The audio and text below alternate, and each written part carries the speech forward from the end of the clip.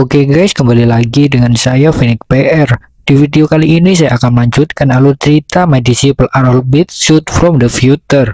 Video ini adalah kelanjutan dari video part sebelumnya, jadi buat kalian yang belum menonton, saya sarankan untuk menonton lebih dulu supaya lebih mudah memahami alur ceritanya. Oke, perjalanan Cenji dengan murid ketiganya Xianghe masihlah terus berlanjut seusai Xianghe menangani serangan Yu Mengse. Cenji pun kemudian memberikan tugas baru kepadanya, memintanya untuk menemukan dua dunia rahasia di alam waktu yang sangat besar. 1 jam pun cepat berlalu semenjak saat itu mereka terus mengitari samudra lautan di tepi dunia Yu Mengse. Selama itu Cenji dan Xiaoxi terus memancing namun tak mendapatkan satupun ikan. Xiaoxi mulai kesal oleh karenanya dan Cenji pun memintanya untuk sabar menunggu saja karena itulah bagian dari memancing. Dan di sisi lainnya Xianghe masihlah bingung memikirkan bagaimana cara menemukan dunia di alam waktu yang sangat besar yang bagaikan mencari jarum dalam tumpukan jerami. Dan setelah cukup lama berpikir, dia pun menemukan sesuatu karena Cenji yang tidak membawanya kembali ke rumah melainkan terus membawanya mengarungi lautan.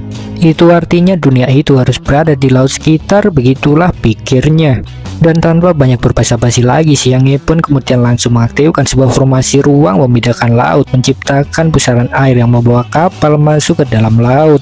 Xiaoxi pun berteriak senang karena akhirnya Xianghe menyadari petunjuk yang Cenji berikan, menjadi sangat bersemangat karena waktunya untuk menjelajahi alam laut telah tiba. Kapal pun benar-benar masuk ke dalam laut setelahnya dan terlihatlah pemandangan laut yang normal. Banyak ikan berenang, juga ada ubur-ubur yang menggemaskan di dalamnya, membuat Xiaoxi sangat senang karena baru pertama kali melihatnya. Xiaoxi pun kemudian ingin mencoba menyentuh ubur-ubur tersebut namun Cenji menghentikannya. Itu adalah ubur-ubur hantu. Saat dia ketakutan, seluruh kelompok akan mengeluarkan serangan listrik yang cukup kuat. Bahkan para kultivator di alam surgawi akan pingsan jika terkena. Meskipun mereka pada dasarnya adalah hewan jinak, tapi tetap saja mereka akan berinisiatif melawan jika terancam, jadi jangan pernah menyentuhnya, ucapnya.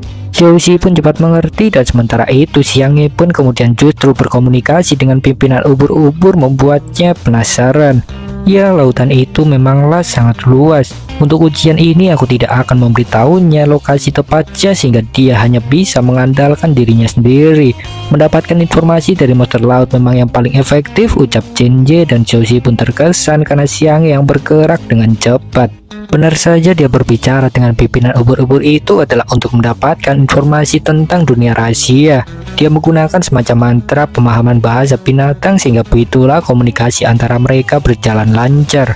Hingga akhirnya setelah cukup berbincang-bincang, Xianghe pun kemudian kembali. Namun sayangnya pimpinan ubur-ubur tidak mengetahui tentang dunia rahasia sama sekali, meskipun ada tempat istimewa di perairan terdekat dan bersedia mengantar. Cenji pun menyuruhnya memimpin jalan saja kalau begitu, dan dengan begitu Xianghe pun kemudian membawanya naik ke pimpinan ubur-ubur. Menyelam jauh ke dasar laut hingga akhirnya mereka pun sampai ke lokasi istimewa tepat di depan sebuah pohon aneh.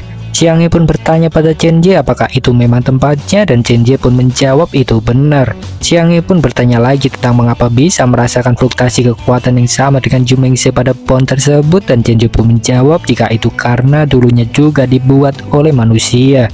Setelah bertahun-tahun berubah, akhirnya menetap di sini dan menjadi seperti apa yang kau lihat sekarang. Dan juga dunia rahasia ini terkait dengan teknik mekanisme, balas Cenji. Dunia rahasia yang dibuat oleh manusia dan seni mekanismenya kah? Hal yang paling artifisial adalah piringan besar ini, bukan? Jadi selama aku bisa memecahkannya, aku akan masuk ke dunia rahasia. Xianghe pun cepat mengerti. Cenji pun senang melihat muridnya tersebut sangat pintar, meskipun di sisi lainnya juga merasa pasti membuka mekanisme tersebut akan memakan waktu cukup lama. Dan namun gerakan Xianghe selanjutnya benar-benar membuatnya sangat terkejut. Xianghe menyebarkan mantra peledak dengan ngawur hingga akhirnya menghasilkan ledakan sangat kuat. Namun itu sama sekali tidak berhasil, mekanisme di pohon tersebut tidak tergores sedikit pun. Meskipun begitu juga Xianghe sama sekali tidak patah semangat karena masih memiliki mantra peledak lain yang jauh lebih kuat, dan Cenji pun kemudian menekan pipinya bertanya apa yang sebenarnya ingin dia lakukan. Xianghe pun menjawab hanya ingin membukanya saja sangat polos, dan Cenji pun mencubit pipinya tersebut. Cenji pun memintanya untuk menggunakan cara biasa saja, jangan meledakkannya, dan Xianghe pun meminta maaf. Dan namun secara tak terduga mekanisme tersebut kemudian bersinar seolah sistem di dalamnya aktif. Sebuah cahaya menyilaukan bom menyembur keluar dari balik mekanisme tersebut, dan Xianghe pun segera berlari penuh semangat karena itu mengartikan dunia rahasia telah terbuka. Chen Jie pun terkejut karena 2 hari yang lalu bahkan sudah mengacaukan urutan pintu masuk juga menambah beberapa formasi. Apakah gadis ini memang bisa melihatnya dan menggunakan mantranya untuk memecahkan segelku? Pikirnya bingung. Dan lagi-lagi Xianghe pun melakukan hal di luar dugaan. Dia mengeluarkan kuas dan beberapa kertas karena ingin menggambar beberapa jimat lebih dulu untuk mempersiapkan diri jika ada kecelakaan terjadi nantinya. Namun Chen Jie kemudian menariknya, memberikan nasihat jika pada perang yang sebenarnya musuh tidak akan membiarkannya bersiap lebih dulu seperti itu. Dan kemudian dia pun melempar Xianghe masuk ke dalam pintu masuk dunia rahasia, tidak peduli meski Xianghe mengatakan belum siap. Xianghe pun akhirnya masuk ke dunia rahasia dengan langit berwarna oranye dan tanah yang tandus. Pantatnya sakit karena membentur tanah yang keras layaknya kayu, dan tepat di depannya terdapat beberapa boneka kayu. Benar-benar sebuah dunia yang sangat luas dengan adanya sebuah istana melayang di atas kota bawah.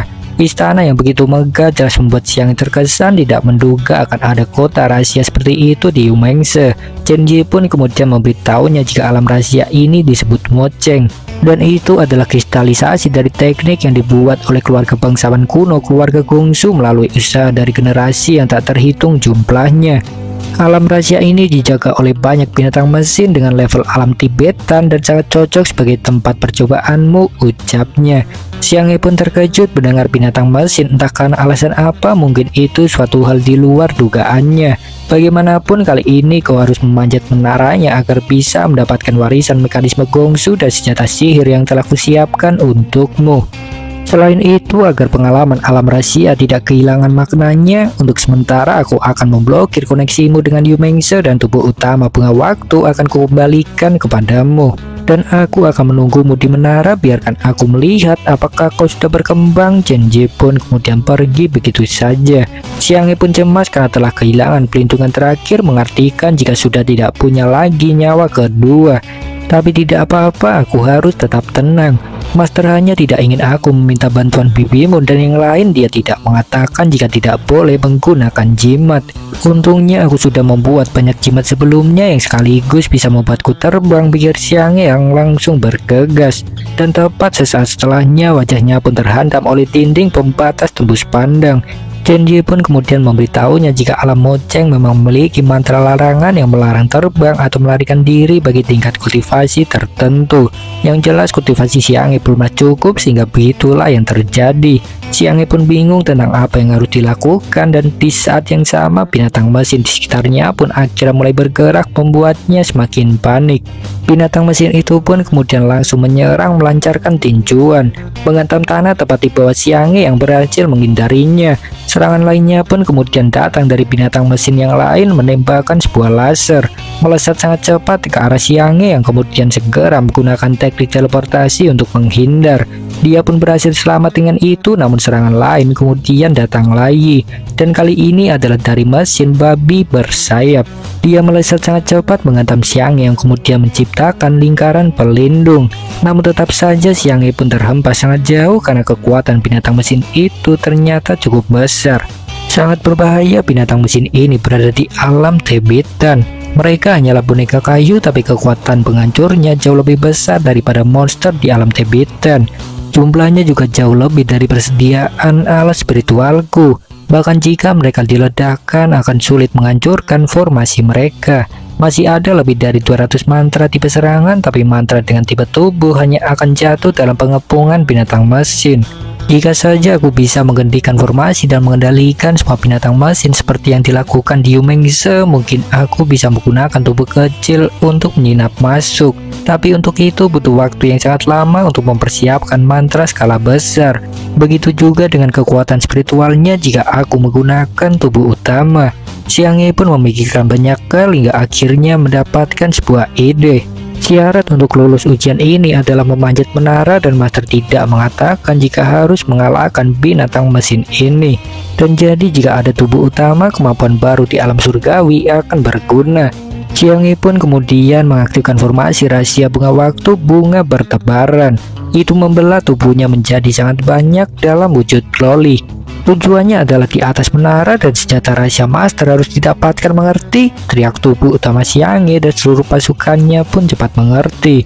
Xianghe pun kemudian memerintahkan mereka untuk mulai menyerang dan semuanya pun mulai bergerak. Dan Jin pun berpindah setelahnya ke sisi Cenji yang berada di dalam kota menara. Terlihat Cenji sedang mengukir sebuah kayu, membuat Xiaoxi bingung karena biasanya Cenji selalu menyelesaikan segala hal dalam sekejap mata, tidak pernah membuang-buang waktu seperti mengukir kayu dengan tangan kosong seperti itu. Ya, ini adalah kartu roh. Kota ini bukan hanya tempat suci untuk pewarisan, tapi juga tujuan akhir keturunan keluarga Gongsu. Ketika mereka menyadari waktu mereka tersisa sedikit, mereka akan kemari untuk menjaga mekanik dan meneruskannya.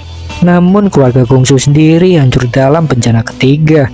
Dan untuk mencegah kekacauan surga, keluarga Gongsu yang merupakan salah satu penengah hampir terbunuh dan terluka. Bahkan alam rahasia ini yang berisi kristalisasi keterampilan keluarga Gongsu telah menghilang tanpa jejak. Meskipun jika mereka kehilangan warisan ortodok, keturunan mereka masih bertahan selama hampir 10.000 tahun dan sangat berkontribusi dalam menjaga kestabilan surga dan dunia, ucap Cenji. Xiaoxi pun bertanya apakah Cenji memang mengenal salah satu keluarga Gongsu itu, dan Cenji pun menjawab itu benar. Aku pernah memiliki seorang teman lama yang merupakan mekanisme Gongsu, tapi dia tidak dapat menemukan alam rahasia untuk menjaga mekanismenya sampai sisa hidupnya habis. Dan kemudian ketika aku menjelajah, aku tidak sengaja menemukan alam rahasia keluarga Gongsu di sini. Jadi aku mengatur agar Xianghe datang ke sini untuk berlatih dan mewarisi teknik keluarga Gongsu. Biarkan jiwanya kembali ke kampung halamannya, membuat daun-daun yang gugur kembali mekar, balas Cenji. Xiaoxi pun cepat mengerti dan dia pun kemudian hanya bertanya apakah Xianghe akan baik-baik saja mengingat banyaknya binatang mesin di luar. Cenji pun menjawab kelemahan terbesar Xianghe adalah dirinya yang selalu bergantung pada trik yang kuberikan dan mengabaikan esensi bunga waktu. Tapi binatang mekanik itu berbeda dengan makhluk hidup. Dengan jumlah besar, mantra dan jimat hanya berpengaruh kecil. Kunci dalam pengalaman ini adalah apakah dia bisa mengendalikan kekuatan waktunya. Di antara 3 murid, Xianfang adalah kaisar yang memiliki jalan seorang kaisar. Chanxing yang memiliki tubuh yin akan melangkah ke ilmu pedang. Sehingga dengan adanya Xianghe, saat mereka menghadapi invasi dunia lain lagi, mereka akan bisa membentuk mantra, memanipulasi sejumlah binatang mekanik dan menguasai hukum waktu. Xiaoxi pun cepat mengerti jika maksud Cenji adalah ingin membuat Xianghe menjadi support yang hebat, dan Cenji pun memujinya karena bisa memahaminya dengan baik. Begitulah, semoga bisa dipahami. Intinya Cenji itu tadi mengukir sebuah kayu adalah untuk memberikan penghormatan ke teman lama saja, dan untuk Xianghe seperti yang sudah dijelaskan, Cenji nampaknya berencana untuk membuat binatang mesin menjadi miliknya. Apapun itu, setelah selesai memberi hormat pada teman lama, Cenji pun kemudian pergi untuk melihat keadaan Xianghe. Dan namun tepat baru beberapa langkah, dia pun merasakan gempa bumi bersamaan dengan nafas sangat mirip dengan Xianghe muncul. Terlihat dari ujung koridor ruangan, sekumpulan anak-anak kemudian muncul berlarian, dan itu tidaklah lain adalah pasukan Xianghe itu sendiri. Benar saja, dia sudahlah berhasil naik ke atas. Xiaoxi pun sangat terkejut karena Xianghe yang tiba-tiba menjadi sangat banyak tersebut. Begitu juga Xianghe terkejut melihat Cenji. Pasukannya pun kemudian langsung berlarian mendekat sangat senang. Tubuh utama Xianghe berusaha menghentikan mereka karena malu, namun pasukannya tidaklah mendengar dan mereka langsung mengerumuni Cenji memeluknya. Xianghe yang malu pun kemudian meminta mereka segera turun, namun pasukannya tidaklah mendengar. Baiklah, jangan membuat keributan di sini, mari kita keluar dan membicarakannya. Aku ingat jika tidak pernah mengajarimu mantra maupun jimat untuk membuat banyak cloning, dan tubuh utamamu harusnya hanya bisa memiliki satu cabang saja, ucap Cenji. Xianghe pun menjawab itu bukanlah cloning, melainkan mereka semua memang bagian dari tubuhnya. Ketika aku naik ke alam surgawi, aku mempelajari sebuah metode rahasia yang baru. Setiap cloningku memiliki 1/1000 kekuatan spiritual dan hukum waktu di dalamnya, balasnya. Cenji pun kemudian hanya bertanya apakah semua binatang mekanik di luar telah diselesaikan, dan Xianghe pun menjawab, mereka sangat kuat pada awalnya, aku dikejar dan dipukul habis-habisan oleh mereka serta tidak memiliki kesempatan melawan balik. Jimat maupun alat spiritual juga tidak berguna, lalu saat aku teringat master mengembalikan tubuh utamaku, aku ingin mencoba teknik ini. Sulit untuk mengendalikan begitu banyak binatang mekanik, jadi aku membagi tubuhku dan menggunakan teknik mobilisasi waktu skala kecil pada inti binatang mekanik.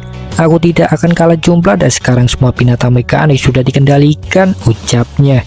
Baguslah kalau begitu, kau sudah mencoba memanfaatkan karakteristik bunga waktu dan hukum waktu.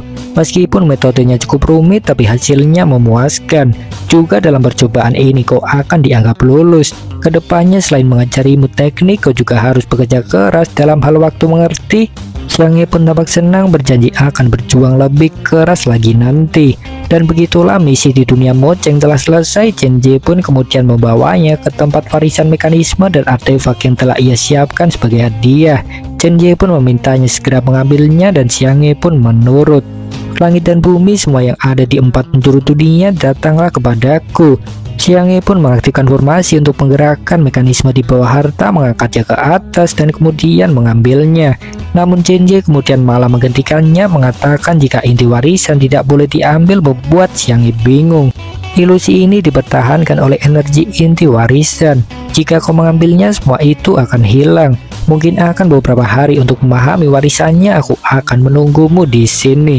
Jika kau ingin mengembangkan skill mekanik ke level tertinggi, kau juga harus pergi ke sini, ucap Chen-Jie yang intinya tidak memperbolehkan Xianghe mengambil inti warisan Gongsu meskipun memperbolehkannya untuk mempelajarinya. Namun Xianghe tidaklah lagi tertarik karena malas belajar dan kemudian langsung melempar warisan tersebut kembali.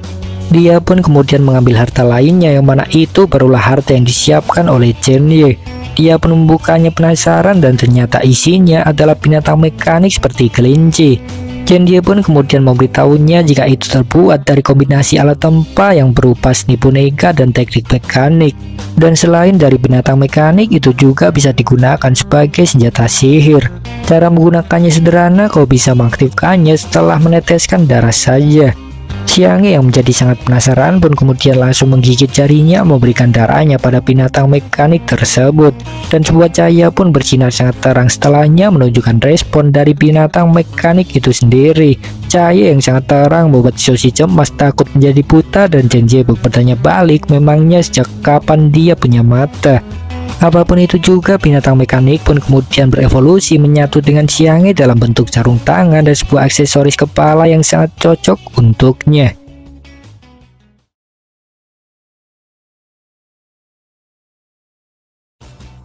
Seusai urusan dari dunia moceng selesai, Ye Wei dan Xianghe pun kemudian pergi. Terlihat binatang mekanik baru Xianghe menyelam layaknya kapal selam, mengartikan jika itu memang memiliki fungsi seperti itu. Sudah 3 hari berlalu, mereka terus menyelam mengarungi lautan, namun Xianghe masih belum menemukan adanya penunjuk baru tentang lokasi dunia rahasia yang lain. Meskipun begitu juga, Chen-Jie tidaklah membawanya pergi, mengartikan jika seharusnya dunia itu juga ada di lautan. Xianghe pun mulai frustasi karena lautan yang begitu luas, dan tepat pada saat itu cloningannya pun kemudian menemukan adanya fluktuasi kekuatan aneh pada jarak 50 mil. Xianghe pun kemudian memanggil cloningannya tersebut dan kepalanya tersangkut dalam lingkaran teleportasi. Xianghe pun kemudian membantunya menarik kakinya dan akhirnya justru terkena tendangan. Xiaoxi pun tertawa melihat tingkahnya tersebut, sementara cloningan Xianghe kemudian memberitahunya jika fluktuasi kekuatan itu berasal dari sesosok ikan besar. Xianghe pun berpikir sejenak karena sebelumnya sama sekali tidak menemukan apapun meski sudah bertemu banyak monster-monster besar. Apakah dunia rahasia itu memang terhubung dengan monster? Dia bingung, namun pada akhirnya juga tetap memutuskan pergi saja. Dia pun menambah kecepatan bergegas hingga akhirnya sampai ke lokasi monster laut yang berupa paus. Sekilas seperti layaknya paus biasa, namun jika dilihat dengan benar, ukurannya benar-benar tidak normal dan sangat amat besar. Master, memang benar ada fluktuasi kekuatan Jumensa di sini, tapi bukankah seharusnya alat rahasia itu tidak ada di sana? Tanya Xianghe. Chen-Jie pun menjawab, itu memanglah tempatnya. Kau bisa menemukan alam rahasia tanpa petunjukku bukan? Jadi aku akan memberimu hadiah dan mengirimmu masuk ke dalam. Xianghe pun memintanya menunggu dulu, belum siap, namun seperti biasa Chen-Jie tidaklah mendengarkannya. Dia pun kemudian langsung menendang monster paus tersebut untuk membangkitkannya. Tubuh paus itu pun bergejolak menyemburkan air seperti layaknya paus pada umumnya. Matanya pun terbuka seolah menunjukkan dia akhirnya terbangun. Mulutnya terbuka lebar mulai menghisap segala hal di sekitar termasuk Xianghe itu sendiri. Dia pun akhirnya masuk ke dalam perut sang paus dan benar saja dia terkirim masuk ke sebuah dunia rahasia. Dunia yang sangat berbeda dari dunia sebelumnya yang terlihat lebih mirip dengan Jumengse di mata Xianghe. Langitnya penuh dengan monster-monster laut yang belum pernah dia lihat sebelumnya. Tapi itu justru mengatakan jika ini memang alam rahasia bukan, pikirnya. Chen Ji pun kemudian datang dengan sebuah hologram memberitahunya jika tempat ini disebut reruntuhan Kunlun. Orang dunia waktu telah datang bertahun-tahun lalu memberinya nama itu. Secara teori ini bukanlah alam rahasia yang baru ditemukan. Ada semacam pembatas di sini. Kultivator luar yang memasuki reruntuhan Kunlun akan ditekan dan mengalami penurunan alam. Dan jika kau mengambil sesuatu dari sini, kau tidak akan bisa keluar sehingga alam rahasia ini dianggap belum ditemukan. Kelompok etnis terbesar di reruntuhan Kunlun adalah klan Yunlin yang lahir dari darah campuran binatang suci unicorn dan roh gunung. Langkah selanjutnya adalah pengalamanmu. Ada banyak batu dan akar spiritual yang tidak ada di luar. Kau juga bisa menggunakannya untuk penempat dan alkimia. Tugasmu adalah melakukan segalanya. Kau harus mengambil barang-barang dari reruntuhan Kunlun. Dan seperti alam rahasia Moceng, aku akan mengawasimu tapi tidak akan memberikan bantuan. Aku akan membawamu keluar setelah 3 hari, jadi bergegaslah. Chen Ji pun kemudian pergi. Lagi-lagi Xianghe sendirian lagi dan dia bentar ingat jika klan Yunlin adalah klan yang sangat sensitif terhadap penjajah asing sehingga mereka akan dengan cepat menemukannya. Dan benar saja tak lama setelahnya beberapa orang pun kemudian benar-benar datang. Seorang dengan rambut biru bersisik layaknya manusia ikan. Mereka langsung menyerang Xianghe tanpa basa-basi karena dianggap sebagai penjajah asing. Seorang menendangnya tiba-tiba dan kemudian seorang gadis lainnya mengikutnya. Xianghe pun terhempas karena serangan yang begitu mendadak tersebut. Meski terlihat tidaklah terluka parah, dia juga bisa dengan cepat bangkit kembali. Menyerahlah gadis kecil. Mereka yang masuk tanpa izin di suku Yunlin akan dianggap sebagai penjajah asing, ucap gadis Yunlin. Hehehe, jangan berbicara dengannya, kita akan membentuk formasi 3 dimensi dan menangkapnya, balas seorang lain. Tenanglah, basis kultivasinya hanya berada di alam roh jiwa saja. Lihat aku mematahkan kakinya, balas orang lainnya. Begitulah di dunia Yunlin tersebut, ternyata kultivasi Xianghe benar-benar ditekan begitu dalam. Hehe, cepat sekali, aku terlalu lengah. Tapi hanya karena kalian bertiga dan telah mematahkan kakiku, jangan harap bisa membawaku pergi dengan mudah. Juga meskipun basis kultivasiku ditekan, selama ada mantraku, aku tidak akan kalah. Xianghe pun mengaktifkan sebuah mantra penjara air, menciptakan semburan air yang mengikat tubuh orang-orang Yunlin dan kemudian mengurungnya dalam pusaran bola air. Sialan, aku tidak bisa bebas. Apa kau pikir bisa menjebak kami dengan penjara air lemah seperti ini? Teriak orang-orang Yunlin. Tentu saja tidak, kalian itu patuhi saja aku. Xianghe pun mengaktifkan jimat lain berupa jimat guntur yang langsung menyengat mereka bertiga. Mereka pun menjerit kesakitan dan akhirnya terkapar jatuh. Untunglah melawan 3 orang sekaligus memang merepotkan. Aku akan meletakkan jimat mimpi kepada mereka dan akan melepaskannya ketika ingin meninggalkan alam rahasia ini, pikir Xianghe. Dan sementara itu Xiaoxi yang mengawasi bersama Chen Jie pun menjadi terkejut mengetahui Xianghe yang bisa mengatasi mereka. Ya, dalam hal kultivasi suku Yunlin memang lebih hebat. Biasanya mereka bisa mengalahkan musuh level tinggi. Tapi gadis ini memadatkan kekuatan spiritualnya ke bawah kakinya dan meninggalkan beberapa mantra. Jadi ketika dia diserang, dia bisa merapalkannya hanya dengan 1 langkah di depan saja, balas Chen Ye. Dengan kata lain, Xianghe itu membuat mantra dengan kakinya sehingga mengetahui itu pun Xiaoxi terkesan kepadanya. Dan lagi-lagi langkah yang diambil Xianghe adalah hal yang sangat mengejutkan. Dia menelanjangi seorang gadis Yunlin tentu seusai menaruh jimat mimpi ke dahi masing-masing. Dia pun kemudian menggunakan gaun yang diambil meskipun agak ketat dan kemudian mewarnai rambutnya dengan sihir dan membuat tanduk.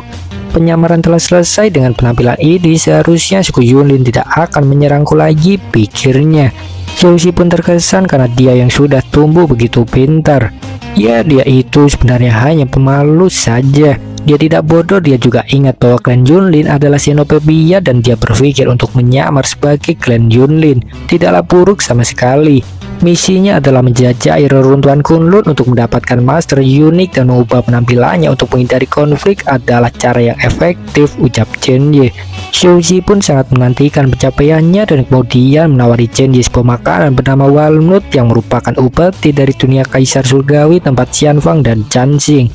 Chen Ye pun kemudian langsung menyuruhnya diam karena sangat berisik dan Xiaoxi pun segera diam setelahnya.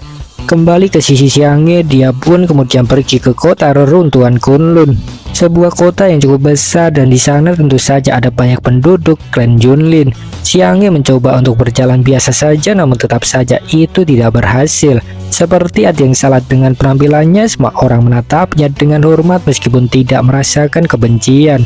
Dan seorang anak kecil bernama Swan-er kemudian mendatanginya menawarkan permen. Ibunya segera menghentikannya karena itu termasuk tindakan lancang bagi penjaga kota. Tapi ayah mengatakan bahwa penjaga kota adalah pahlawan yang melindungi Yunlin, dan Swan-er hanya ingin memberikannya permen saja balasnya. Xianghe pun cepat mengerti jika mungkin itulah alasannya dihormati karena dianggap sebagai penjaga kota. Jadi kalung ini pasti adalah alasannya. Aku tidak menyadarinya ketika berganti pakaian sebelumnya. Aku pikir ini hanya aksesoris biasa. Terserahlah, lagi pula dengan identitas ini tindakan selanjutnya pasti akan mudah. Xianghe pun tertawa. Swan-er itu hanyalah selalu ingin menjadi penjaga kota. Jadi Swan-er senang bertemu denganmu saja. Jika kakak tidak tersinggung, tolong jangan pedulikan dia, ucap ibu Swan-er. Swan-er pun bertanya memangnya telah mengatakan hal yang salah, dan Xianghe pun menjawab tidak. Namamu adalah Swan-er bukan? Kalau begitu kau harus mendengarkan perkataan ibumu dan berkultivasi dengan baik supaya kau dapat menjadi penjaga kota nantinya. Aku dulu juga berlatih keras di bawah bimbingan masterku dan butuh bertahun-tahun agar bisa menjadi penjaga kota, balas Xianghe jelas merupakan kebohongan. Dan apapun itu juga, tak lama setelahnya sebuah sinyal darurat kemudian muncul dari istana pusat mengalihkan perhatian semua orang. Sebuah dekret pun diturunkan meminta semua penjaga kota berkumpul di depan aula klan Yunlin dan tidak boleh ada yang terlambat. Itu adalah suara tetua pertama sehingga jelas menunjukkan keadaan yang mendesak. Tapi baiklah, warga klan Yunlin tidak menyadari identitasku, berarti penyamaranku harusnya juga berhasil. Dekret ini juga seharusnya tidak ada hubungannya denganku sebagai penyusup. Dilihat dari betapa gugupnya suara itu, mungkin akan terjadi petualangan besar seperti kata Master. Mari kita lihat, lagi pula Master yang menonton pasti membutuhkan kejutan besar. Xianghe pun kemudian pergi. Beralih ke aula utama klan Yunlin, banyak sekali orang pun dengan cepat berkumpul di sana. Terlihat seorang bertanya pada rekannya apakah tahu sesuatu. Alasan tetua tiba-tiba memanggil namun dia tidak mengetahuinya. Mereka pun membicarakan beberapa kemungkinan seperti rumor benda di tanah suci yang sedang bergerak. Dan di tengah-tengah kumpulan orang tersebut jelas saja ada Xianghe di antaranya menguping pembicaraan mereka. Dan bagaimanapun juga tak lama setelahnya sang tetua pun akhirnya tiba menyapa semua orang. Baiklah, terima kasih atas kerja keras kalian. Kalian semua harus kembali karena kejadian tiba-tiba ini. Orang-orang pun bertanya-tanya apa yang sebenarnya sedang terjadi. Apakah ada penjajah kuat yang datang? Dan sang tetua Yunlin pun menjawab tidak. Ini tidak ada hubungannya dengan penjajah. Aku memanggil kalian semua karena masalah mendesak yang lainnya. Seperti yang sudah kalian tahu, Gunung Xiyun di belakang kota Yunlin adalah tempat suci klan kita, di mana energi spiritual di seluruh kota berkumpul di sana, dan harta rahasia keluarga kita juga disegel di dalamnya. Dan menurut catatan leluhur, ketika energi spiritual Lin Soul Jet penuh, alam rahasia Xilin akan terbuka. Alam ini berisi binatang buas, unicorn, artefak, dan cermin Kunlun dengan kekuatan penghalang dunia. Klan Yunlin sudah mengorbankan banyak generasi tak terhitung jumlahnya hanya untuk membawa keluar cermin Kunlun, menggunakan kekuatannya untuk memecah blokade reruntuhan Kunlun dan membiarkan klan kita kembali ke surga. Dan sekarang masalahnya adalah alam rahasia Xilin akan segera terbuka. Dan ketika kalian bergabung dengan penjaga kota, kau akan membuat sumpah darah untuk mendedikasikan hidupmu pada klan Yunlin. Sejak awal terbentuknya penjaga kota adalah untuk rahasia Xilin ini. Sebagai keturunan unicorn dan roh gunung, kita harus memiliki bakat untuk berkultivasi, dan tidak sedikit leluhur kita yang telah menjelajahi surga. Tapi sekarang generasi yang tak terhitung jumlahnya terperangkap di reruntuhan Kunlun. Dan di bawah pengaruh alam rahasia, garis keturunan ini secara perlahan mulai menipis. Sedangkan aku sebagai orang terkuat di klan hanya berada di puncak alam surgawi saja. Jika terus berlanjut, dalam 3 generasi klan Yunlin tidak akan lagi bisa melahirkan keturunan dengan bakat surgawi. Saat itu cukup beruntung sampai bisa merebut kembali cermin Kunlun. Keturunan kita tidak memiliki basis kultivasi yang sesuai untuk memanipulasi artefak penghalang. Pembukaan alam rahasia ini bisa jadi adalah kesempatan terakhir kita untuk kembali ke surga. Kalian seharusnya sudah mendengar betapa bahayanya alam rahasia ini, bukan? Selama bertahun-tahun banyak leluhur yang telah memasukinya, namun mereka yang selamat berakhir gila dan mati kesakitan.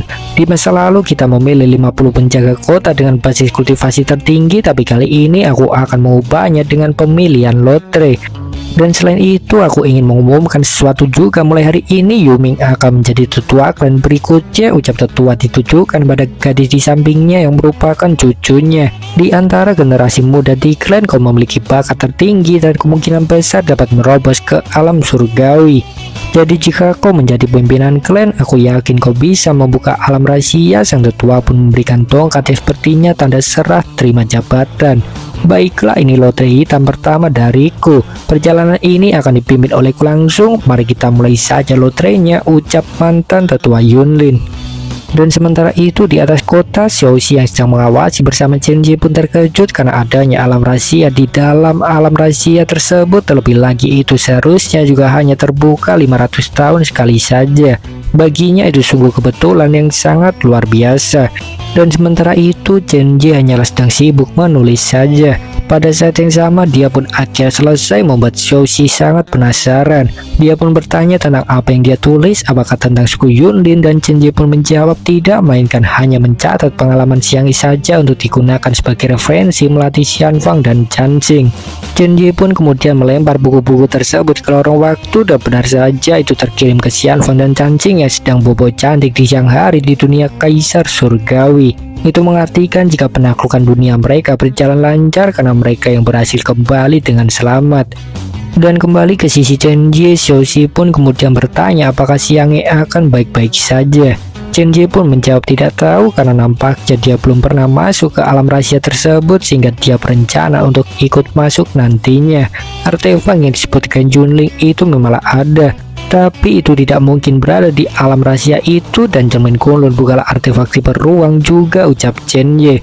Xiaoxi pun bertanya apa itu artinya Pak Tuan Junlin berbohong, juga bertanya bagaimana Chen Ye mengetahuinya meski tidak pernah masuk ke dunia rahasia. Dan menanggapi itu pun Chen Ye kemudian langsung menunjukkan cermin Kunlun.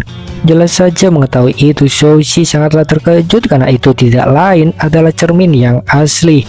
Lantas lalu untuk apa alam rahasia ini muncul? Mungkinkah ada kejutan besar? Xiaoxi pun menjadi penasaran. Bagaimanapun itu akan segera diketahui setelah mereka masuk, jadi abaikan saja lebih dulu. Dan beralih ke sisi tetua Yunlin, akhirnya pemutaran lotre pun telah selesai. Semuanya yang mendapatkan lotre hitam akan terpilih untuk masuk, dan dia pun kemudian mengizinkan bagi orang yang ingin memberi kabar kepada keluarga lebih dulu selama 1 jam sebelum pembukaan alam rahasia. Dan namun masalah kemudian muncul karena Xianghe mendapatkan lotre berwarna putih, mengartikan dia tidak lolos.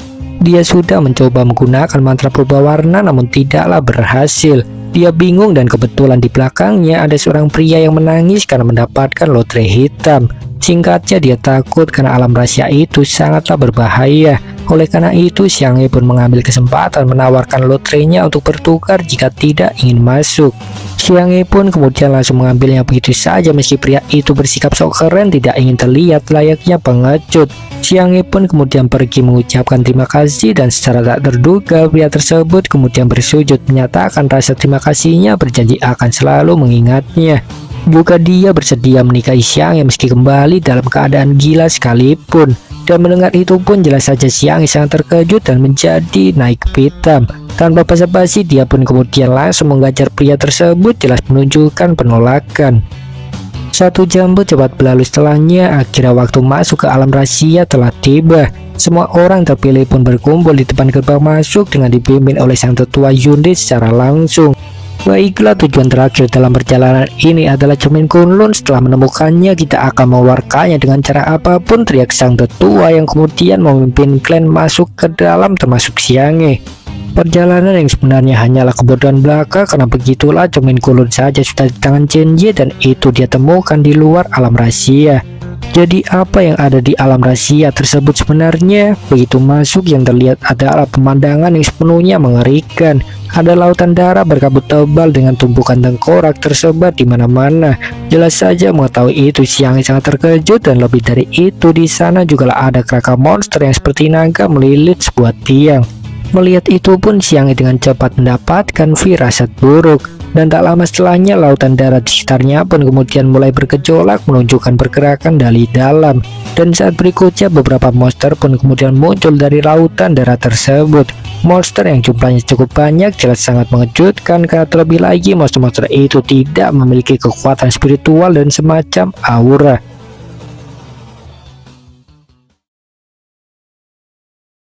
Oke, sebelumnya Xianghe akhirnya masuk ke dunia rahasia. Dalam dunia rahasia reruntuhan Kunlun, di dalamnya terdapat banyak sekali monster darah yang sangat aneh karena kekuatan spiritualnya tidak dapat dirasakan sama sekali. Tidak hanya muncul di sekitar Xianghe, monster-monster itu juga muncul di sekitar pasukan klan Yunlin. Jumlahnya sangatlah amat banyak, membuat keadaan menjadi semakin mencekam. Pasukan Junling bertarung secara berkelompok, namun tetap saja beberapa orang terkena serangan. Monster darah itu ternyata cukuplah kuat, dan lebih dari itu monster-monster tersebut juga mampu menggunakan teknik yang sama dengan milik klan Yunlin. Mengetahui itu pun tetua klan jelas sangat terkejut karena kabut darah di sekitar juga merusak meridian. Pasukan Yunlin pun terpojokkan oleh karenanya, dan akhirnya sang tetua klan pun tertusuk oleh seekor monster darah. Pasukan Yunlin pun kemudian segera menyelamatkannya menendang sang monster darah, namun tetap saja serangan monster tersebut berhasil melukai sang tetua klan cukup parah. Pembantaian adalah apa yang terjadi selanjutnya. Pasukan klan Yunlin sama sekali tidak berkutik, karena selain dari meridian yang rusak, kultivasi para monster juga terus meningkat. Tetua klan pun dengan cepat menyadari jika itulah kenapa klan Yunlin selalu gagal, karena begitulah tantangan di dalamnya sungguh sangat sulit. Beralih ke sisi Xianghe, dia pun juga memulai pertarungan dengan sengit. Dia mengerahkan beberapa binatang mekanik, namun para monster dapat menangani mereka dengan seimbang. Dan selagi mereka bertarung, Xianghe kemudian terbang ke atas mengamati keadaannya lebih dulu. Apakah aku berimajinasi kenapa mereka terlihat lebih kuat dari sebelumnya dan bahkan lebih banyak? Jika kultivasi mereka terus meningkat ditambah dengan jumlahnya yang semakin banyak, meskipun dengan monster mekanik aku pikir mereka tidak akan bertahan lama. Aku harus cepat pergi ke gunung untuk mendapatkan artefak yang dapat membus ruang, tapi dengan jarak ini setidaknya membutuhkan waktu setengah jam. Xianghe pun bingung, dan di tengah-tengah itu dia pun kemudian mendengar seorang berteriak. Seorang yang tidak lain adalah pasukan Yunlin yang ditelan oleh para monster darah meminta bantuan. Orang itu pun akhirnya terlahap sepenuhnya dan kemudian mulai menunjukkan perubahan. Tubuhnya bertahap memerah, dan benar saja dia menjadi salah satu dari sekian banyak monster, dan itu menjelaskan kenapa bisa para monster menggunakan teknik yang sama dengan klan Yunlin. Melihat itu jelas saja Xianghe sangat terkejut, dan dia pun cepat mengerti keadaannya. Selama ada klan Yunlin sepanjang jalan ini, monster-monster ini akan mengabaikanku dan memilih mengepung mereka. Sekarang para monster ini memiliki basis kultivasi mendekati alam surgawi. Jika aku benar, alam rahasia Shilin adalah formasi raksasa dan orang mati akan diserap untuk meningkatkan kultivasi para monster. Tidak bisa dibiarkan klan Yunlin harus bersatu. Jika tidak, para monster ini hanya akan menjadi lebih kuat, pikir Xianghe.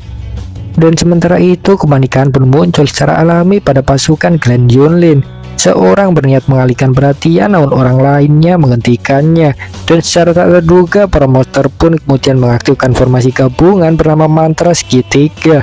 Semburan darah melesat mengajar para orang-orang Yunlin yang kabur, namun sebuah cahaya kemudian melesat dari langit menghentikannya. Ledakan dahsyat pun tercipta dari bentrokan serangan tersebut, dan bersamaan dengan itu beberapa jimat pun terpasang di leher para monster darah. Seorang menangisnya untuk kita, apakah bala bantuan telah datang? Orang-orang Yunlin pun sangat terkejut diikuti dengan ledakan yang tercipta dari jimat mantra tersebut. Apakah kalian memiliki kemampuan komunikasi yang bisa digunakan dengan cepat? Jika iya, maka cepatlah kumpulkan anggota lain yang masih hidup. Aku akan menghentikan mereka, teriak Xianghe yang kemudian mempersiapkan jimat lainnya. Dan Shin pun berpindah setelahnya ke sisi Xiaoxi dan Chenje yang berada di atas menara tempat lilitan fosil naga. Master-master bau darahnya sangat menusuk. Xiaoxianghe, apakah dia kembali untuk menyelamatkan orang lagi? Tanya Xiaoxi. Ya, ketika dia menyadari ada yang salah, dia langsung mengambil tindakan. Tapi apa yang dilihat Xianghe hanyalah awalannya saja. Ketika aku masuk, aku menggunakan kekuatan spiritualku untuk memindai reruntuhan Kunlun. Sumber teknik penyegelan berasal dari gunung belakang kota Yunlin. Reruntuhan Kunlun memiliki teknik untuk menekan kultivasi seluruh alam rahasia. Sepertinya tujuan teknik ini bukan untuk menekan penjajah asing, melainkan ditujukan untuk klan Junlin itu sendiri, ucap Chen Ye. Xiaoxi pun bertanya mengapa begitu, bukankah tanah suci itu milik mereka sendiri? Juga kenapa strukturnya terlihat seperti naga? Tanyanya. Itu bukanlah naga, tapi itu adalah unicorn. Itu dibunuh oleh seseorang dan kerangka yang melilit gunung adalah tulang punggung unicorn. Tulangnya patah dan alam rahasia ini diciptakan dengan daging serta darahnya, lalu paku naga yang terperangkan dimasukkan ke dalam tenggorokan tengkorak unicorn. Ini lebihlah seperti ritual sihir, ucap Chen Ye. Membunuh unicorn dengan metode kejam dan menggunakan tulangnya untuk menciptakan alam rahasia sungguh mengerikan, balas Xiaoxi. Ya, mereka itu tidak hanya membunuh unicorn tapi juga menggunakan teknik reruntuhan Kunlun untuk memenjarakan darah keturunannya. Cermin Kunlun itu palsu dan alam rahasia Xilin dibuka setiap 500 tahun sekali agar klan Junlin memiliki keturunan dan membiarkan mereka datang ke sini untuk dibunuh. Inti upacaranya ada di sini. Dan selama paku naga yang terperangkap ini patah, monster yang dibentuk oleh jiwa yang membenci klan Junlin serta segelnya juga akan ikut terangkat, ucap Chen Ye. Tempat ini sangat kejam, Master, cepat hancurkan. Xiaoxi tidak ingin lagi di sini. Chen Ye pun kemudian hendak mengajukan formasi pada paku naga tersebut, namun tiba-tiba dia terhenti. Xiaoxi pun kemudian bertanya mengapa seperti itu, dan Chen Ye pun menjawab karena ingin melihat-lihat dulu. Membunuh para unicorn, memurnikan tubuhnya, menciptakan reruntuhan Kunlun untuk menahan klan Junlin dan membiarkan mereka datang untuk upacara penghabisan banyak tenaga. Aku hanya ingin tahu saja apa yang ada di balik gunung ini lebih dulu, balasnya. Dan beralih ke sisi Xianghe, dia pun kemudian membawa para pasukan Junlin tersisa ke dekat area gunung atau menara tulang punggung unicorn, membuat para monster tidak berani masuk. Namun bagaimanapun jaraknya terlalu dekat, meskipun mereka tidak bisa masuk, jangan menurunkan pertahananmu. Semakin dekat dengan gunung, semakin kuat kekuatannya. Sekarang aku merasa jika kultivasiku hanya berada di alam laut terus saja. Terserahlah gadis kecil itu ingin melakukan apa, sekarang kita fokus dengan istirahat saja. Jika bukan karena binatang mekanik itu, kita para penjaga kota pasti telah mati. Tapi meskipun begitu juga, kenapa aku tidak ingat jika memiliki ahli teknik sepertinya di kota? Apa dia memang dirahasiakan oleh sang tetua? Orang-orang pun mulai mempertanyakan identitas Xianghe, dan sementara itu Xianghe sendiri sedanglah merawat luka sang tetua. Lukanya sudah sembuh tapi tidak ada bahan untuk luka dalam. Aku tidak punya solusi untuk saat ini. Jadi aku hanya bisa menggunakan sihir untuk pencegahan saja, ucap Xianghe. Seorang gadis lain kemudian bertanya pada tetua apakah sudah membaik, dan sang tetua pun menjawab benar. Dia pun kemudian memintanya untuk pergi mengurus yang lain lebih dulu karena ingin berbicara dengan Xianghe, dan gadis itu pun menurut. Baiklah, kau melepaskan binatang mekanik, menyelamatkan para penjaga kota, dan menemukan gunung ini. Jika tidak ada kau, para penjaga elit klanku mungkin sudah akan mengikuti leluhur mereka, ucap sang tetua, dan Xianghe pun menjawab itu sudah kewajibannya. Kewajiban kau bilang? Mantra, jimat, dan mekanik itu? Meskipun aku sudah tua, aku belumlah buta. Kau itu bukanlah dari klan Junlinku, balas sang tetua. Karena tetua agung sudah tahu, aku tidak bisa menyembunyikannya lagi. Namaku Xin Xianghe dan aku memang bukan dari klan Junlin. Aku berasal dari alam rahasia Yumengse. Xianghe pun menunjukkan dirinya. Penjaga kota yang kubawa adalah penjaga elit. Dari 50 orang hanya tersisa 15 saja. Jika angka kematian semakin besar, para monster ini hanya akan semakin kuat. Nona Xin adalah orang luar yang datang ke klan Junlin, tapi kau malah mempertaruhkan hidupmu untuk menyelamatkan klan kami. Apa sebenarnya yang ingin kau coba lakukan? Tanya sang tetua, dan Xianghe pun berpikir sejenak. Batu roh, akar roh, artefak roh. Singkatnya, aku ingin semua harta di reruntuhan Kunlun, balas Xianghe. Sang tetua pun terkejut mendengarnya yang begitu serakah, dan kemudian dia tertawa. Nona Xin, kok itu sangatlah jujur. Jadi kau menginginkan semua yang ada di reruntuhan Kunlun? Ya, ini adalah tugas pelatihan yang diberikan oleh masterku. Dia memintaku untuk mengumpulkan barang di reruntuhan ini. Aku tidak tahu apakah akan menggunakannya di masa depan nanti, jadi akan kuambil semuanya sebanyak mungkin, balas Xianghe. Apakah klan Junlin kami juga termasuk yang dikatakan oleh mastermu sesuatu yang berguna? Tidak, aku tidak menginginkan klan Junlin. Mengolah alam rahasia kecil sudahlah cukup merepotkan untukku, jadi jika harus menambah satu klan lagi mungkin akan sangat melelahkan, balas Xianghe. Oke, aku ingin membuat kesepakatan denganmu. Saat lotre aku mengatakan jika cermin kulon sangat berarti untuk kelangsungan klan Junlin kami. Gunung ini membuat para monster itu tidak bisa mendekat, berarti penekanan basis kultivasi di sini lebih kuat daripada dunia luar. Ada kemungkinan besar cermin kulon tersembunyi di baliknya. Selama kau bisa membantuku mendapatkannya, semua harta di reruntuhan akan menjadi milikmu, ucap sang tetua. Xianghe pun kemudian menjawab, sayangnya juga akan mengambil cermin kunlunnya. Apakah Nona Xin mencoba memaksa klan Junlinku di saat keadaan putus asa ini? Sang tetua pun menjadi sangat marah. Tidak, kau salah paham. Aku tidak memiliki niat buruk terhadap klan Junlin. Tapi artefak ini dianggap sebagai harta karun di alam rahasia, jadi aku harus mengambilnya. Leluhur kalian mengorbankan banyak orang untuk mendapatkannya, bukan? Bagaimana jika aku mendapatkan semua harta karun di reruntuhan Kunlun? Sebaliknya, aku akan membawa orang-orang Junlin keluar dari reruntuhan ini, balas Xianghe. Reruntuhan Kunlun memiliki segel yang begitu kuat. Basis kultivasi bahkan tidak lebih tinggi dariku. Bagaimana bisa aku mempercayaimu? Balas sang tetua. Ya, aku memang tidak bisa melakukannya, bahkan tanpa penekanan aku juga hanya berada di alam surgawi saja. Tapi masterku pasti bisa melakukannya dan tidak ada tempat di surga maupun dunia yang tidak bisa dia datangi. Master mengatakan jika dalam 3 hari akan membawaku pergi, jadi saat itu juga aku akan membawa kalian, balas Xianghe, dan sang tetua pun terdiam. Warnanya tidak berubah, berarti kau tidaklah berbohong. Xianghe pun bingung bertanya warna apa itu, dan sang tetua pun menjawab itu adalah kemampuannya. Aku bisa menilai kebohongan seseorang melalui perubahan warna aura, balasnya, yang kemudian mengeluarkan sesuatu seperti bola. Ini adalah alkimia batinku. Klan kami memfokuskan diri pada teknik air dan kayu. Serangan monster tadi sudah cukup untuk menghancurkan organ dalamku. Mungkin akan ada monster yang jauh lebih kuat di gunung itu. Alkimiaku bisa mengeluarkan mantra pertahanan.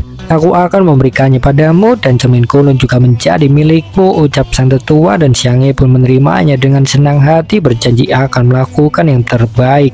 Dan setelahnya dia pun kemudian bergegas masuk jauh ke dalam area Gunung Unicorn, dan semakin jauh dia melangkah basis kultivasinya semakin tertekan hingga bahkan sampai ke alam Lautro meski sudah dibantu oleh alkimia batin sang tetua. Dan tak lama setelahnya dia pun mendengar sebuah suara misterius yang sangat mengejutkan. Suara apa itu tadi? Apakah hanya halusinasiku belaka? Tapi itu tidaklah mungkin halusinasi, bukan? Suara itu terdengar di kepalaku dan sesuatu yang bisa membuatnya seharusnya. Apakah cermin kunlun? Xianghe pun kemudian mengeluarkan jimat bersiap. Dia terus melangkah masuk ke dalam dengan sangat hati-hati dan akhirnya menemukan sesuatu yang sangat mengejutkan di sumber suara. Dia menemukan seekor rubah yang tertidur lelap dijaga oleh seekor naga. Lebih tepatnya itu hanyalah tulang naga saja yang menghiasi ruangan. Xianghe pun berpikir apakah rubah itulah yang disebut sebagai cermin kunlun. Itu tidak terlihat seperti artefak, melainkan lebih mirip dengan iblis besar seperti yang dikatakan oleh master, pikir Xianghe. Dan secara tak terduga ternyata sang rubah menyadari kedatangannya. Dia pun terbangun dan kemudian berteriak menyuruh Xianghe segera pergi. Itu menghasilkan gelombang angin sangat kuat dan lautan darat di bawahnya pun kemudian mulai bergejolak di saat yang sama. Sekumpulan monster pun mulai bermunculan lagi yang mana kali ini berbentuk seperti unicorn. Tidak salah, tekanan spiritual yang begitu kuat. Ini pasti adalah roh artefak dari cermin kunlun. Xianghe pun mengeluarkan beberapa jimat dan kemudian melemparkannya mengaktifkan teknik ribuan bunga. Juga dia kemudian memanggil kelinci mekaniknya langsung menyatu dengan dirinya sendiri. Kelinci kekuatan penuh, Xianghe pun melesatkan tembakan spiritual dari mulut kelinci mekanik menghantam sang rubah, namun sayangnya itu tidaklah bekerja, bahkan kumpulan unicorn di sekitarnya jugalah baik-baik saja. Aku sudahlah mengeluarkan banyak mantra dan binatang mekanik terkuatku. Jika tidak berhasil, aku hanya bisa kabur menggunakan jimat saja. Xianghe pun panik. Dan kemudian sebuah formasi pun muncul sangat familiar. Gadis kecil, kau sungguh gegabah sekali menyerang tanpa melihat masalahnya lebih dulu, ucap Cenje yang baru saja tiba. Dia pun kemudian memberitahu Xianghe jika rubah itu bukanlah musuh. Dan benar saja, tepat seperti perkataan Chen-Ye, ternyata rubah itu merupakan target dari para monster darah itu sendiri. Mereka benar-benar makannya dan itu jelas membuat Xiang'e sangat terkejut. Dia pun bertanya-tanya apa yang sebenarnya sedang terjadi, sementara Chen-Ye kemudian langsung melesatkan beberapa serangan ke arah para monster darah, melenyapkan mereka dalam sekejap. Xiang'e pun kemudian bertanya lagi apakah mereka dikendalikan oleh cermin Kunlun, dan Chen-Ye pun menjawab tidak. Hasil kultivasimu itu masihlah rendah, wajar saja jika kau tidak bisa melihat pintu di dalamnya. Di sini itu tidaklah ada cermin Kunlun dan aku menunggumu di sini untuk memberimu pelajaran. Ada banyak jenis mantra yang aku ajarkan padamu adalah mantra yang baik. Namun berbanding terbalik dengannya, mantra di alam rahasia ini merupakan semacam mantra jahat. Dan kenapa alam rahasia hanya terbuka 500 tahun sekali saja adalah karena bahan penting untuk mempertahankan mantra ini adalah garis keturunan unicorn yang ada di klan Junlin. Darah klan Junlin akan menggantikan energi yang terkikis setiap tahunnya. Menggunakan segel yang dibuat dengan tulang unicorn, membuat reruntuhan Kunlun dan artefak sebenarnya tidak ada sehingga klan Junlin bersedia masuk dan mati. Pada dasarnya itu hanyalah sebuah kepalsuan belaka yang dibuat-buat saja, membutuhkan banyak usaha rumit untuk membuat pengaturannya. Tujuannya adalah untuk menyegel dan menekan rubah iblis di depanmu itu. Dia telah mati selama puluhan ribu tahun yang lalu dan yang disegel di sini adalah jiwanya. Sisa jiwanya sangatlah lemah, jika dia ditelan oleh roh darah tadi ini bisa saja menghilang. Pelatihan untuk sementara akan dihentikan. Biarkan aku memecahkan segelnya dan kau harus mengatur mantra penstabil di sekitarnya. Kau bisa? Xiang'e pun cepat mengerti. Baiklah Chouxi, apakah kau menemukan informasi rubah ini? Tanya Chen-Ye. Ya Master, aku menemukannya. Rubah putih besar ini cukuplah terkenal, tapi informasi yang tercatat di sini sangat aneh. Dia bernama Kaisar Iblis Xingqiu, orang termuda dari alam suci dalam sejarah klan rubah Xingqiu. Dia adalah supernova yang sangat diinginkan oleh klan iblis. Saat itu klan iblis melancarkan perang melawan dunia sekitarnya atas nama balas dendam. Dan setelah perang, dunia kecil di sekitarnya menghilang dan klan iblis terluka parah. Dan informasinya berakhir sampai di sini saja. Tapi Master sekarang melakukan perjalanan waktu ke 10.000 tahun yang lalu dan jatuhnya Kaisar Iblis Xingqiu seharusnya terjadi 2000 tahun ke depan. Jadi Kaisar Iblis Xingqiu saat ini tidak mati melainkan baru saja terlahir kembali, ucap Chouxi. Terdapat persimpangan waktu yang sangat aneh yang tidak bisa dijelaskan, dan seolah membenarkan itu sang rubah putih benar-benar meminta tolong atas hidupnya. Apakah ini memang gangguan antariksa disebabkan oleh perjalanan waktu, atau ada seseorang yang melakukan gerakan kecil di belakangku? Apapun itu juga, Chen-Ye pun kemudian segera bergegas. Dia pun mengeluarkan jubah tahun yang menunjukkan keseriusan dan kemudian mendekati sang rubah putih. Di sisi lainnya, Xiang'e pun akhirnya telah selesai menyebarkan mantra penstabil, mungkin seperti mantra pelindung. Baiklah, sejak aku masuk ke dunia ini, niat membunuhmu terasa sangat jelas.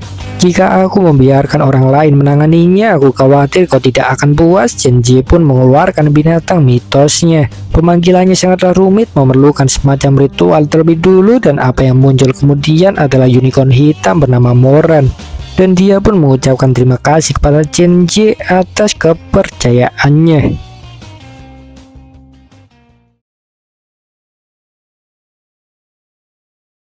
Sebelumnya Chen-Ye memanggil binatang mitosnya jenis unicorn hitam bernama Moran. Saat ini niat orang di balik layar masihlah belum diketahui. Dia dapat membunuh unicorn dan menggunakan tulangnya juga. Mungkin ada cara khusus untuk menghadapi binatang ini. Sebenarnya aku tidak ingin kau menyelesaikan masalah ini, ucap Chen-Ye. Meskipun Moran telah dikeluarkan dari klan Junlin dan ada konflik yang tak terpecahkan di antara kita, bagaimanapun juga ini tetaplah masalah klan kami. Sekarang ada orang yang ingin membunuh generasi muda klan kami, Moran akan membunuh mereka semua. Hal ini tidaklah akan membuat masalah untukmu, aku harap kau mengerti, balas Moran. Kau salah paham, aku hanya ingin mengatakan karena aku telah membiarkanmu keluar, aku tidak akan menarik kembali kata-kataku. Dan ini adalah segel berisi 1/10.000 energi spiritualku. Dengan kekuatanku, sihir biasa tidak akan menjadi masalah. Untuk jaga-jaga bahwa itu bersamamu, kau hanya perlu membawanya kembali setelah membunuh orang di balik layar. Aku masih akan menggunakannya lagi, ucap Chen-Ye, dan Moran pun berterima kasih. Dia pun kemudian pergi dengan amarah meluap karena begitulah dia adalah salah satu bagian dari klan julid meski sudah diusir di masa lalu. Dia pun melesat naik ke atas puncak gunung dengan kekuatan begitu besar yang sangat mencolok sehingga orang-orang klan julid pun dapat melihatnya. Semuanya jelas sangat terkejut saat melihatnya. Moran pun kemudian menggigit paku naga yang merupakan inti ritualnya dan kemudian menghancurkannya.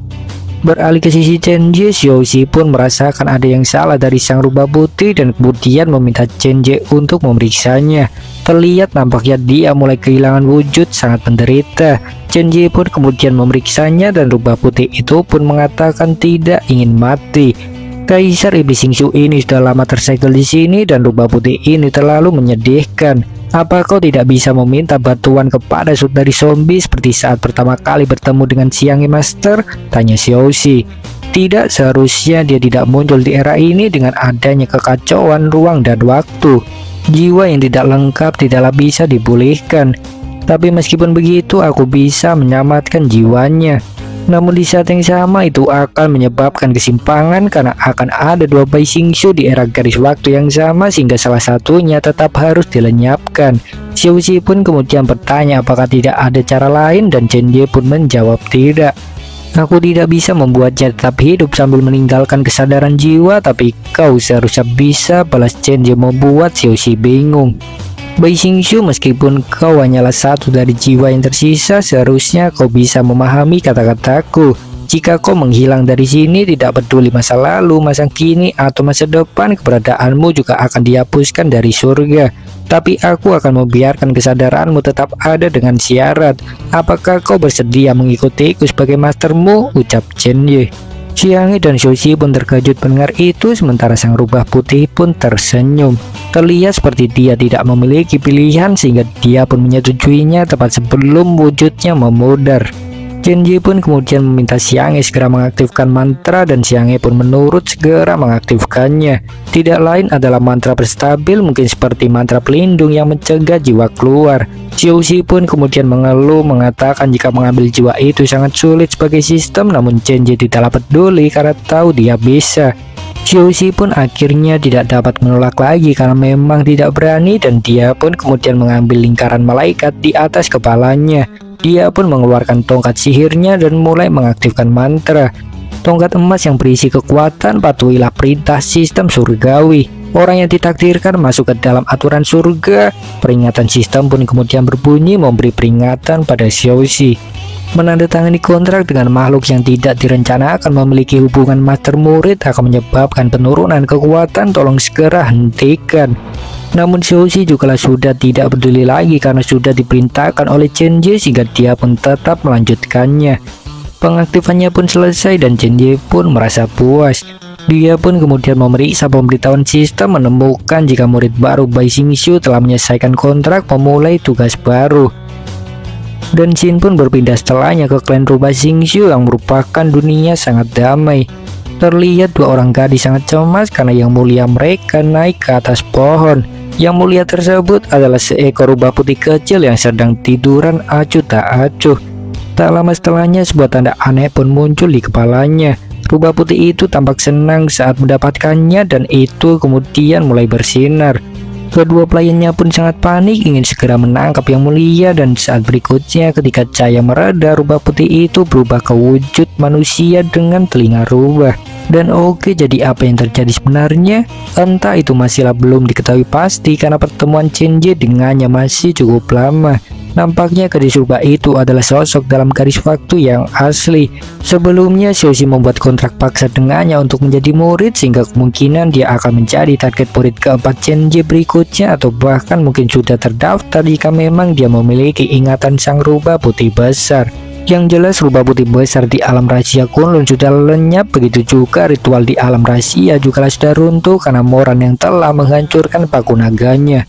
Dan setelah semua kejadian itu, Chen-Ji pun kemudian membawa semua orang tersisa untuk kembali dan berita pun menyebar dengan cepat tentang Xianghe yang telah menyelamatkan sang tetua dan beberapa penjaga kota. Dan sesuai dengan kesepakatan, sang tetua pun kemudian mengumpulkan seluruh harta untuk Xianghe. Jumlahnya sangatlah amat banyak sehingga memerlukan waktu setidaknya sampai nanti malam. Xianghe pun sangat senang karena harta yang sangat amat banyak tersebut dan menyelam di dalamnya. Dia sama sekali tidak mendengarkan perkataan sang tetua saking senangnya. Bibi Moon yang entah bagaimana caranya datang pun kemudian meminta maaf atas tindakan Xianghe tersebut, menjelaskan jika itu hanyalah karena dia jarang melihat banyak harta saja, dan sang tetua pun tertawa. Tidak masalah, Xianghe adalah penyamat Yunlin.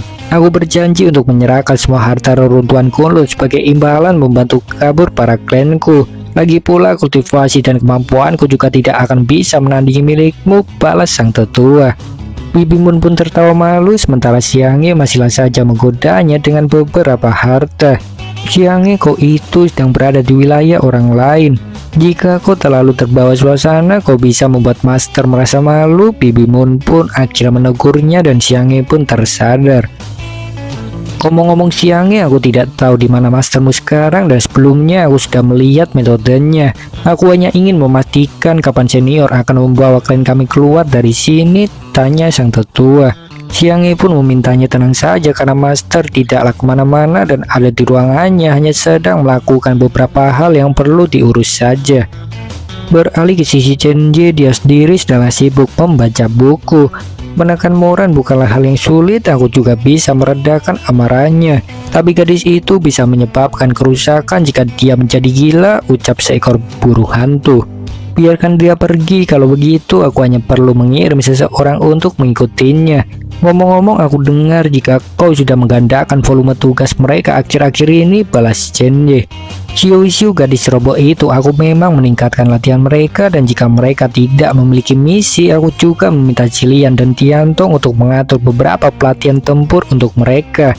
Meskipun 10.000 dunia masih damai akhir-akhir ini, mulai bermunculan arus bawah di dasar danau.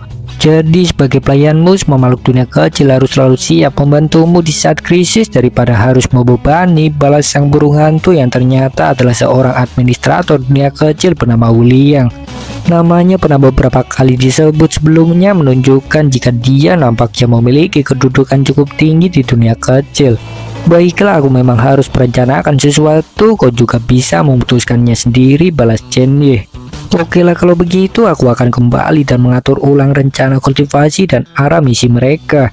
Semua buku dan dokumen kuno mengenai gunung dan laut suku rubah ada di sini. Masih banyak hal yang harus dilakukan di dunia kecil, jadi aku harus kembali dulu, balas Wuliang yang kemudian masuk kembali ke dunia kecil. Xiuxi pun lega melihatnya karena dia memiliki kesan yang buruk terhadap penduduk dunia kecil Chen-Ji yang kebanyakan sangat beringas. Meskipun begitu juga di sisi lain dia juga terkejut karena Wuliang yang seharusnya adalah kakak tertua justru memiliki wujud mungil seperti itu. Chen-Ji pun kemudian menjawab jika itu hanyalah tubuh luarnya saja karena tubuh aslinya tidak dapat meninggalkan dunia kecil terlalu lama.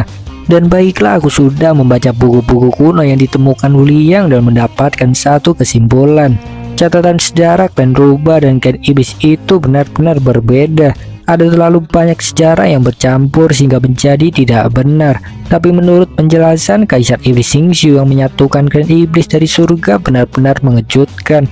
Kisah hidupnya terlalu sedikit dan tidak ada catatan tentang alasannya jatuh. Bagaimana bisa jenius sepertinya yang mempengaruhi klan iblis hanya memiliki beberapa jejak tersisa? Ucap Chen-Ye. Master itu terlalu rumit, Xiuxi tidak mengerti sama sekali. Aku berasa jika kita terus-terusan terlibat masalah besar. Kisah jiwa Bai Xingqiu sudah disegel di dunia waktu dan mengenai sains surgawi dunia waktu yaitu Ibu Xianghe mungkin bisa menjelaskannya. Apapun yang terjadi setelah ini kau juga akan mengetahuinya setelah bertemu Bai Xingqiu, balas Chen-Ye.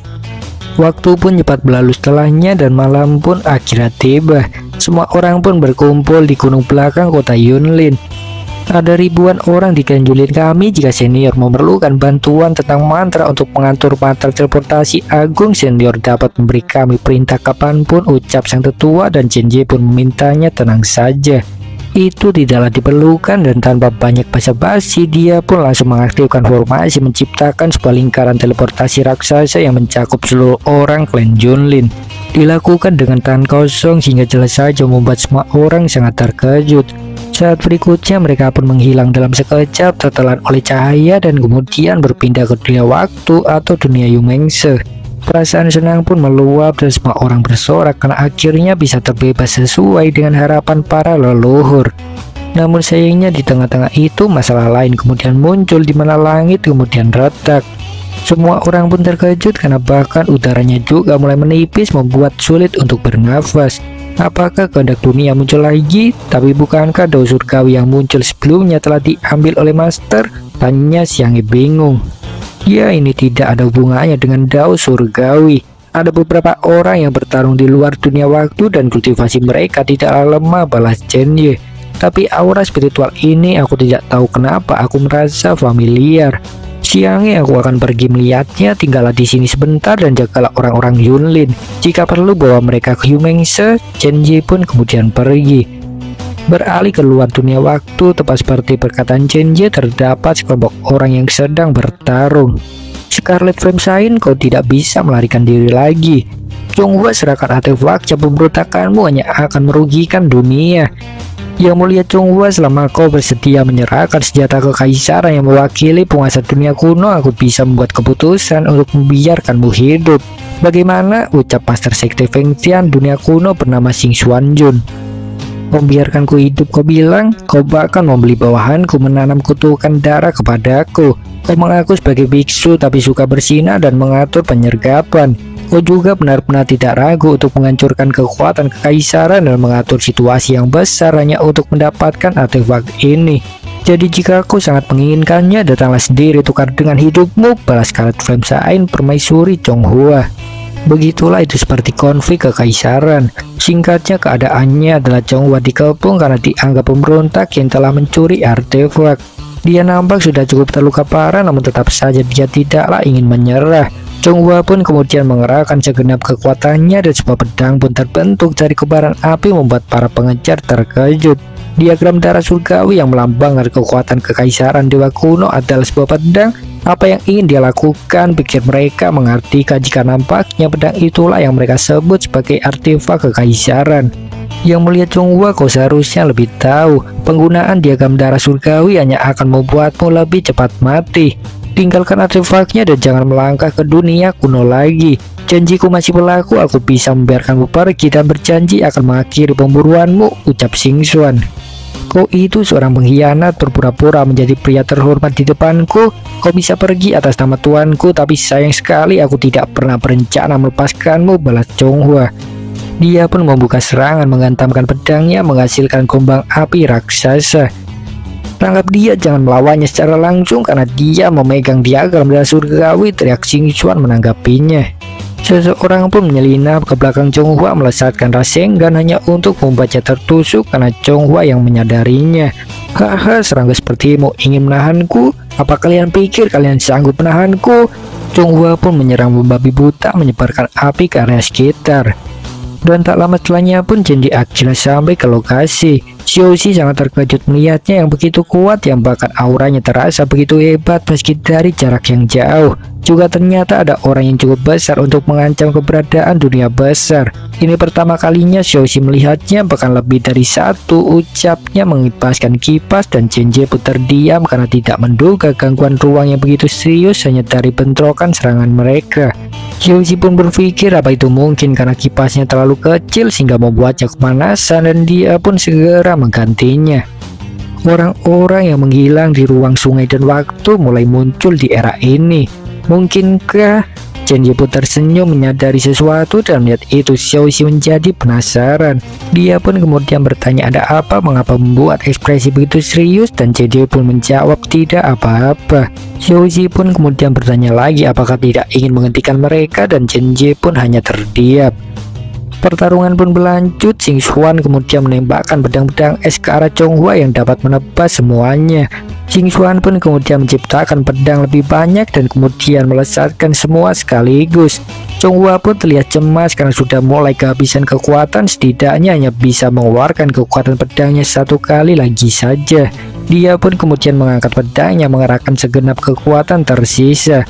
Penghakiman api surgawi. Chonghua pun mengayunkan pedangnya, menciptakan tembakan api sangat kuat, menghancurkan semua pedang Xing Xuan. Tembakan api itu pun terus melesat sangat jauh hingga secara tak sengaja mengarah ke Chen Ye. Chen Ji pun kemudian segera menghindar menciptakan perisai untuk alam waktu yang berhasil memblokir ledakan api tersebut. Dunia waktu pun bergetar sangat kuat, jelas saja membuat semua orang di sana sangat terkejut. Namun Xing Xuan ternyata masihlah selamat karena dia berhasil menghindar tepat waktu sangat nyaris terkena serangannya. Aura beracun di tubuhku telah habis dan artefak itu bisa menghancurkan ribuan pedang rohku. Tidak heran Raja dari dua sekte menggabungkan kekuatan untuk mendapatkan kembali artefak surgawinya. Diagram darah surgawi adalah salah satu dari 7 artefak suci. Jika aku bisa mendapatkannya, aku pasti bisa menggantikan Chonghua dan menjadi raja yang baru.